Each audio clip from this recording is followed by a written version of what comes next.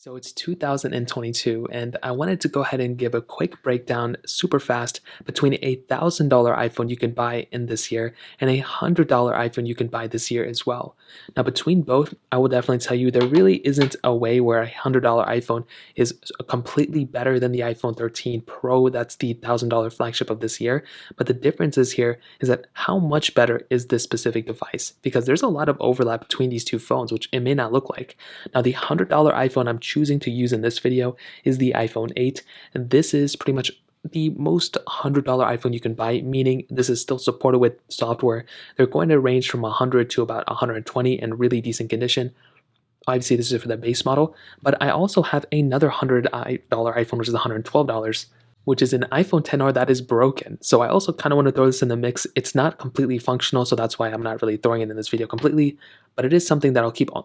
But it is something I'll keep on the side to kind of come back to in a second. Now, body-wise, the iPhone 13 Pro is a much better iPhone in pretty much every single area. You're getting that triple camera setup. That's only going to be better next year if you think about it, because it's going to be another $1,000 iPhone. The build quality surprisingly is very, very similar. Now, the 13 Pro is much heavier, it feels much bigger, and it feels much more expensive.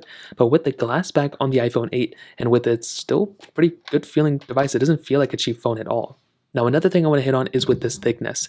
Now, when you have an iPhone like the iPhone 13 Pro, you do have to remember that that thickness is going to come with better processing power, more speed, all this other stuff, bigger cameras mostly, but a bigger size battery as well. The iPhone 8, one of the biggest issues was the battery life, and that's kind of more apparent now than ever, to be honest, especially with this iOS 16 update. And then we come into the panels of both of them. Now with my iPhone 8, this one is actually dead, but my other one that I have here is actually fully on iOS 16. Now with iOS 16, what's really cool about this specific software is that it's still supported on the iPhone 8, which is a $100 iPhone right now, or give or take a little bit. Now with my 13 Pro, this iPhone just came out, so it's still going to be supported for many, many years now. This thing is not going to be outdated anytime soon. So because of that, when you buy something like a 13 Pro, this thing's lifespan is going to be much longer. To give you a little bit more perspective on something like an iPhone 8, if you buy this thing this year, right, $100 you spend on it, you may think, oh, I got such a good deal.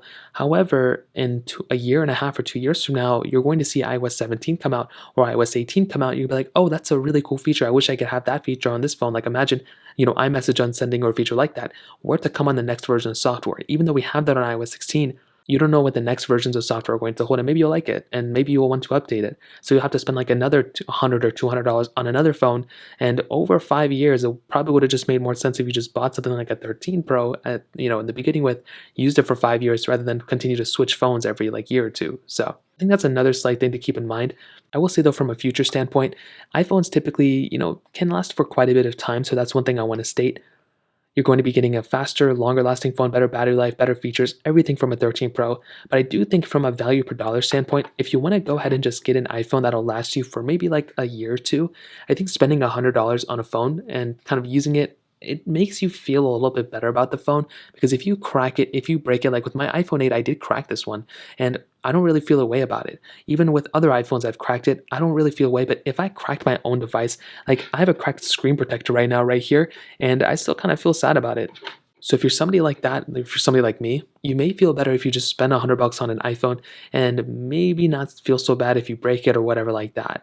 Now I also, speaking about broken iPhones, I want to throw in my iPhone XR. Now, this is a broken iPhone XR that I bought. However, from everything that I've tested, everything else is fully functional on this device. It's just the display that's cracked. Now, if you're willing to buy, now I spent $112 on this iPhone. Now, I would not recommend buying a broken iPhone for your main device, but when you actually kind of think about it, and you kind of look at these things side by side, I'm actually kind of interested just seeing what the big differences are. Now with an iPhone XR, I'm pretty sure everyone knows this by now, this is a pretty solid device for the most part still. Besides the crack on here, I mean, everything else about this iPhone was in pretty good condition. The battery health is down to 82%. So if you're buying a $100 iPhone like this one, not only are you getting a broken display, but you're also getting a battery health that's been degraded versus something like the 13 Pro. It's going to be pretty much brand new. In terms of thinness and thickness, this is another thing. I mean, I'm pretty sure these are going to be very, very similar. Both are pretty thick phones for the most part. Funny enough though, the back of both these phones still look great, even though the 13 Pro has been used for a little bit of time and this 10R was broken on the front. The back of these iPhones are very, very similar as well. Now we're not going to be looking at the back too often, but when you think about the iPhone XR, for it having a pretty decent display, for it having for it having pretty much everything else fully functional on this device besides that, screen. It's very interesting the type of device you can get when you spend like $100 on this device over $1,000 on the iPhone 13 Pro. So, what I will tell you is that when it comes down to it, I would recommend you to buy the best iPhone you can buy. If that means this is the best one you can get for your value per dollar, then by all means go for it. It wouldn't be the first choice I would recommend, but it is an option that you have. When you look at something like an iPhone 8, for example, this is the iPhone that I brought in before. This may make a little bit more sense for probably a majority of people out there. It's fully functional. It may not be as great of a phone as the 10R, but you don't have to worry about cracks unless you buy a cracked one like the one I have right here.